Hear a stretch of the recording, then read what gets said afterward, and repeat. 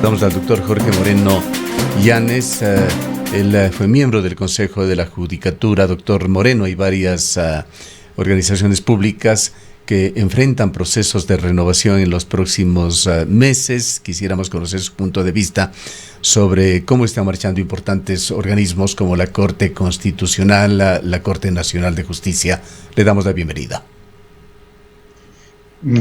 Muy buenos días, ingeniero Gustavo Cardoso. Muy buenos días a la ciudadanía. Efectivamente, estamos en unas fases a través de las cuales varios órganos de decisión o que ejercen poder político y que son electos de manera indirecta, tienen que entrar justamente en este proceso de renovación a través de tercios. Este es el caso de la Corte Constitucional y probablemente también del Consejo Nacional Electoral. Del Consejo de la Judicatura no es el caso. No podríamos justamente hablar de esa naturaleza, pero sí de estos dos órganos relevantes en el país. El uno que efectivamente realiza el control de constitucionalidad, interpretación constitucional, garantías jurisdiccionales, etcétera. Es decir, el máximo órgano de la Administración de Justicia del Ecuador. Y el otro, efectivamente, que se encarga de organizar, dirigir, vigilar y controlar los procesos electorales, es decir, el árbitro de las contiendas electorales para que la democracia, sobre todo la democracia representativa, pueda efectivamente ser uno de los vehículos y vínculos entre la ciudadanía y el ejercicio del poder.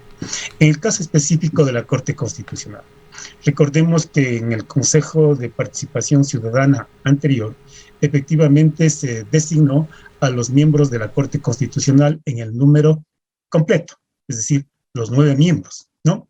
Y evidentemente está por transcurrir los 3 años. Concretamente estamos hablando de 2 años y medio, lo que significa que efectivamente luego de 6 meses, y usted ya lo dijo con exactitud, en febrero se cumplirán los 3 años y tendrán que efectivamente salir 3 de sus miembros. Ahora bien, esto conllevó a que el presidente de la Corte Constitucional, conforme a las normas jurídicas que rigen este procedimiento, exija o pida justamente a 3 funciones del Estado que le den 2 miembros principales para que integren la comisión calificadora.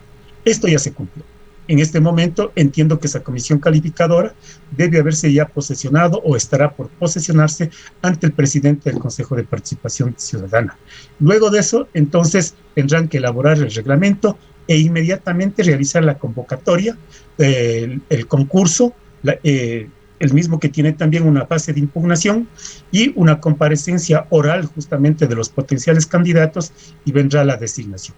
En cuanto a la convocatoria, esta convocatoria, ya una vez de que hayan elaborado las normas reglamentarias de esta comisión calificadora, efectivamente tendrá que hacerse a través de los medios de comunicación para que tanto el Ejecutivo cuanto el Legislativo y la función de transparencia procedan a designar 9 miembros con la alternancia y la equidad de género, ¿no? 9 miembros por cada una de estas funciones del Estado. Esos 9 miembros deben cumplir los mínimos requisitos que establece la Constitución y la ley, es decir, ser ecuatoriano, estar en goce de los derechos de participación política, ser un profesional en el ejercicio del derecho con una experiencia de al menos 10 años, ya sea en el ejercicio mismo, en la cátedra universitaria, pero en materias de derecho o en la administración de justicia. Y un requisito que para mí justamente es fundamental, demostrar probidad y ética, esta que debe ser valorada justamente por esta comisión a través del concurso público. Esto es muy importante respecto a lo que usted justamente analizaba hace un momento, ingeniero Gustavo. Hecho eso, revisan si efectivamente cumplen estos mínimos requisitos desde el punto de vista formal y si alguno o algunos no cumplen, exigirán nuevamente a las funciones del Estado que les den nuevos nombres para que se complementen. Cumplida esta situación, viene la convocatoria al concurso. Esa convocatoria asimismo es pública y a través de los medios electrónicos. Allí tienen que establecerse justamente el procedimiento del concurso, a través de las normas que elaboraron justamente estos miembros, y entre ellos establecerse, por ejemplo, el cronograma que es muy importante en este caso, la calificación o cómo va a ser la calificación del concurso, quienes intervienen y evidentemente también las comisiones que van a hacer observación. Estas comisiones de observación nacionales o internacionales que puedan justamente integrarse deben ser calificadas en el término de 5 días luego de la convocatoria. No hay requisitos de ninguna naturaleza para decir estos pasan o no pasan. Definitivamente todos los que evidentemente hayan solicitado esa calificación podrán ser los que realicen la observación del concurso de jueces de la Corte Constitucional. Cumplido esto, vendrá justamente ya la fase misma del concurso, donde no tendrán que considerarse temas de discriminación, tendrá que analizarse la igualdad, sobre todo tendrá que establecerse los factores de ponderación y calificación de méritos, de experiencia, académicos, etcétera, que tengan los concursantes. Y luego de eso, indudablemente, tendrá que abrirse imperativamente ya la fase de impugnación.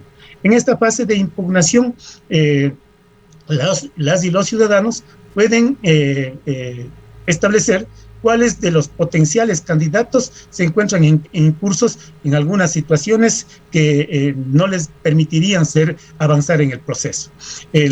Tendrán los miembros que defender sus posiciones una vez de que la Corte Constitucional establezca los días y horas en el que efectivamente comparecerán los potenciales candidatos a defenderse de las potenciales inculpaciones que se los hagan, que no podrán ser más de 3 candidatos por día, pero indudablemente esto tiene que pasarse.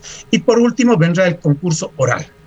Esta es una prueba sumamente importante, el concurso oral, donde evidentemente señalado lugar, día y hora por parte de la comisión calificadora, se presentarán las y los candidatos para contestar a preguntas que al azar realizarán los miembros de la comisión calificadora y luego sin ninguna subjetividad, sino con toda la objetividad, la razonabilidad y la imparcialidad, establecerán los respectivos puntajes. La prueba de méritos no puede exceder del 30% y el resto será justamente la calificación oral de la prueba. Los 3 mejores puntuados, ojo, los 3 mejores puntuados serán justamente serán designados por la comisión calificadora y esa nómina se pasa justamente a la Asamblea Nacional para que el presidente de la Asamblea Nacional o la presidenta de la Asamblea Nacional convoque a una sesión extraordinaria del Pleno y posesione a los miembros ganadores. Los demás miembros, hablemos de 27 en definitiva, pasan a formar la lista de los elegibles que podrán reemplazar a estas personas en momentos en que tengan alguna inhabilidad, alguna excusa o cesen en el ejercicio del cargo antes de cumplir el periodo para el que son electos, que es el de 9 años.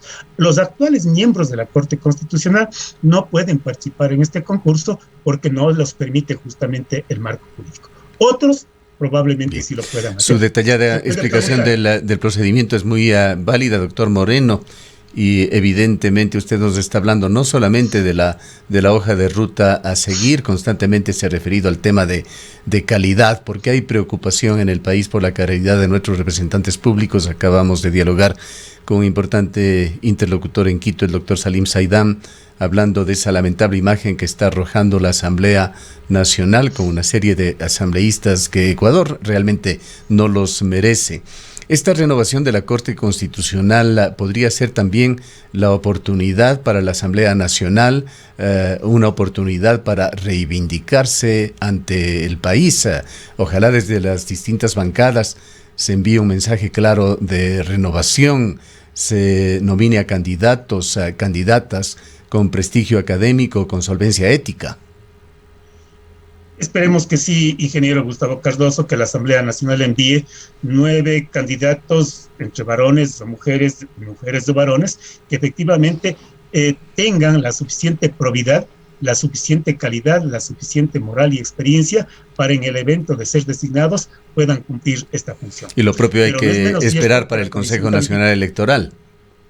Igual en el Consejo Nacional Electoral, pero allí tenemos un problema, ingeniero Gustavo y ciudadanía, de que hasta la presente fecha no se ha elaborado ni siquiera el marco jurídico o las normas reglamentarias a través de los cuales el Consejo de Participación Ciudadana, que tiene justamente en cambio esta potestad y esta competencia, procedan a llevar adelante el concurso. Y allí sí estamos rezagados y muy con un peligro grave. Sí, recién lo que se ha logrado con respecto al Consejo Nacional Electoral es una convocatoria para la conformación de la veeduría ciudadana para este proceso de renovación parcial.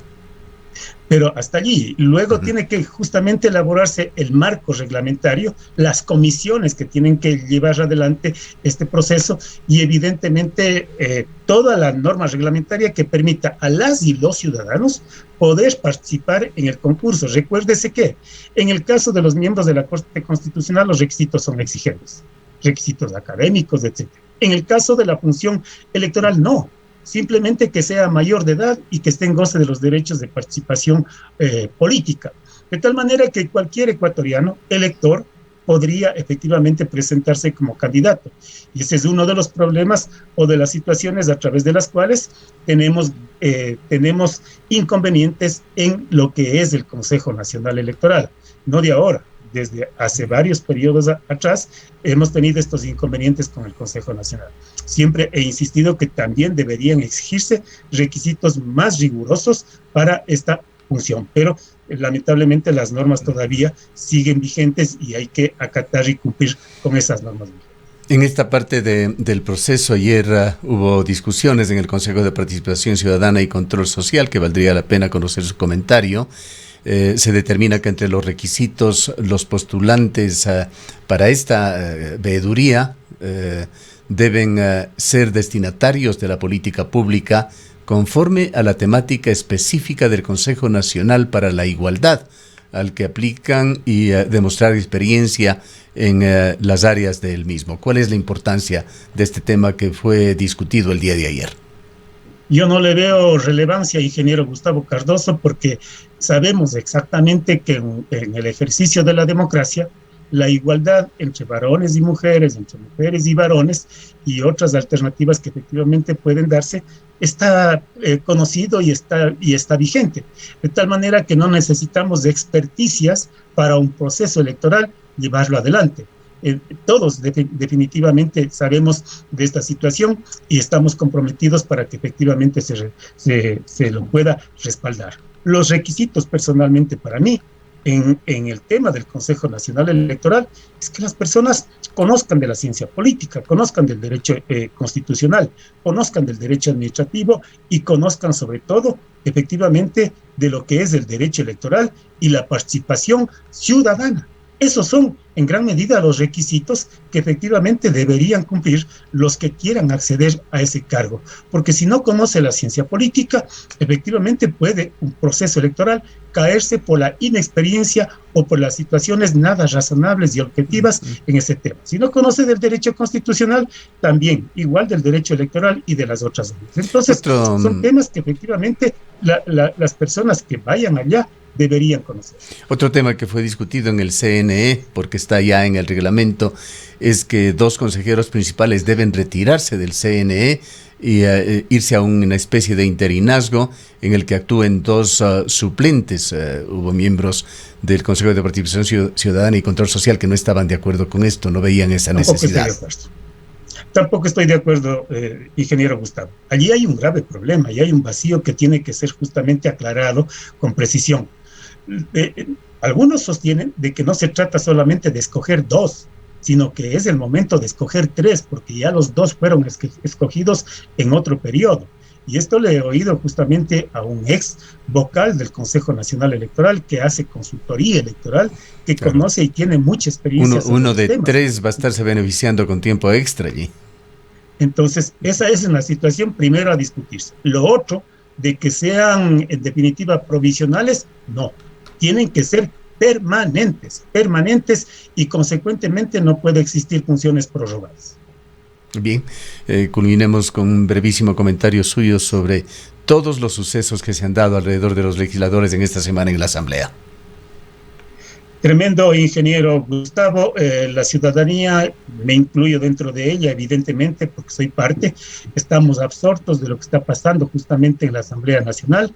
pensábamos que la situación iba a cambiar radicalmente. Yo personalmente consideraba que probablemente era el momento en que se cambie